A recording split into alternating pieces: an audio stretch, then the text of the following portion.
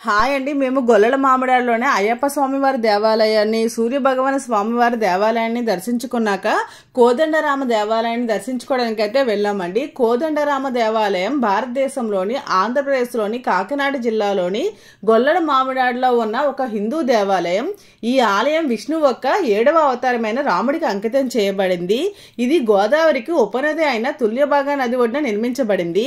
ఈ ఆలయం దాని విశిష్టమైన వాస్తుశిల్పం మరియు 160 అడుగుల ఎత్తుగల తూర్పు గోపురం మరియు 200 అడుగుల ఎత్తుగల పశ్చిమ గోపురాలు గల 2 భారీ గోపురాలకు ప్రసిద్ధి చెందింది.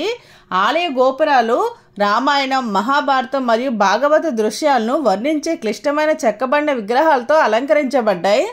1889లో ద్వారంపూడి సుబ్బారెడ్డి, రామరెడ్డి అనే సోదరులు భూమిని విరాళంగా ఇచ్చి రాముడు, సీతా విగ్రహాలతో కూడిన చిన్న ఆలయాన్ని నిర్మించడంతో ఆలయ నిర్మాణం ప్రారంభమైంది.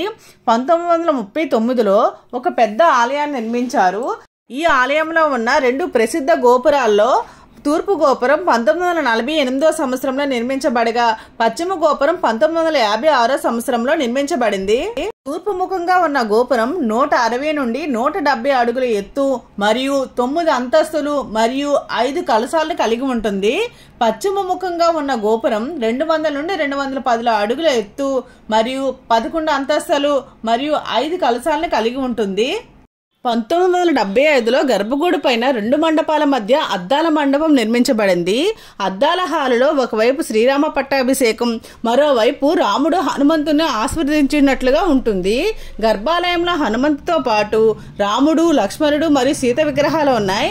ప్రతి అంతస్తులో గోపురాలకు 4 వైపులా రామాయణం, మహాభారతం మరియు భాగవతంలోని దృశ్యాలను వర్ణించే క్లిష్టమైన శిల్పాలు ఉన్నాయి. ఆలయ శిఖరం బాలరామాయణం వర్ణించే విగ్రహాలతో చెక్కబడింది. భక్తులు 300 మెట్లు ఎక్కి గోపురాల పై అంతస్తు వరకు చేరుకోవచ్చు. ఈ ఆలయాన్ని చిన్న భద్రాద్రి లేదా చిన్న భద్రాచలం అని కూడా అంటారు. ఒంటిమిట్టలోని కోదండరామ దేవాలయంతో పాటు ఆంధ్రప్రదేశ్లోని 2 ప్రసిద్ధ రామాలయాల్లో ఇది ఒకటి.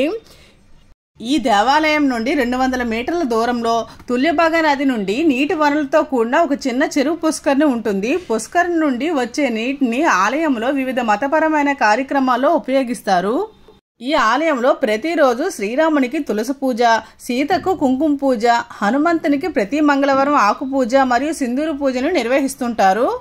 శ్రీరామనవమి ఆలయంలో జరుపుకునే అతి ముఖ్యమైన పండుగ. ఇది రాముడు మరియు సీత వార్షిక వివాహ వేడుకను కలిగి ఉంటుంది. కళ్యాణోత్సవం అనంతరం మూర్తులను వీధుల్లో ఊరేగిస్తారు. ఈ సందర్భంగా భక్తులకు అన్నదానం చేస్తారు. ఆలయంలో జరుపుకునే ఇతర ముఖ్యమైన పండుగలు వైకుంఠ ఏకాదశి మరియు విజయదశమి. ఈ ఆలయాన్ని దర్శించుకోవాలనుకుంటే ఉదయం 6 గంటల నుండి రాత్రి 8 గంటల మధ్యలో దర్శించుకోవచ్చు. అదే అద్దాల హాలుని కానీ గోపురాలను కానీ దర్శించుకోవాలనుకుంటే ఉదయం 8 గంటల నుండి సాయంత్రం 5 గంటల లోపు మాత్రమే దర్శించుకోవాలి. ఈ ఆలయాన్ని మనం వీడియోలో చూసే కంటే నేరుగా దర్శించుకుంటే మనకి ఆ గోపురాల పైన ఉన్న శిల్పకళ అయితే చాలా అద్భుతంగా చూడొచ్చండి. ఈ ఆలయాన్ని చేరుకోవాలి అనుకుంటే సమీప పట్టణాలైన కాకినాడ, రాజమండ్రి, సామర్లకోట నుండి బస్సు సౌకర్యం అయితే ఉంటుందండి. ఈ ఆలయానికి దగ్గరలో ఉన్న రైల్వే స్టేషన్ అయితే సామర్లకోట రైల్వే స్టేషన్. మీలో ఎవరైనా ఈ దేవాలయాన్ని దర్శించుకోవడానికి వచ్చి ఉంటే ఇక్కడ దగ్గరలో ఉన్న సూర్య భగవాన్ స్వామి ఆలయాన్ని, అయ్యప్ప స్వామి వారి ఆలయాన్ని దర్శించుకోండి. అంతేకాకుండా ఇక్కడ దగ్గరలోని బిక్కబోల్లో ఉన్న గణపతి దేవాలయాన్ని, గోలింగేశ్వర స్వామి ఆలయాన్ని తప్పక దర్శించుకోండి.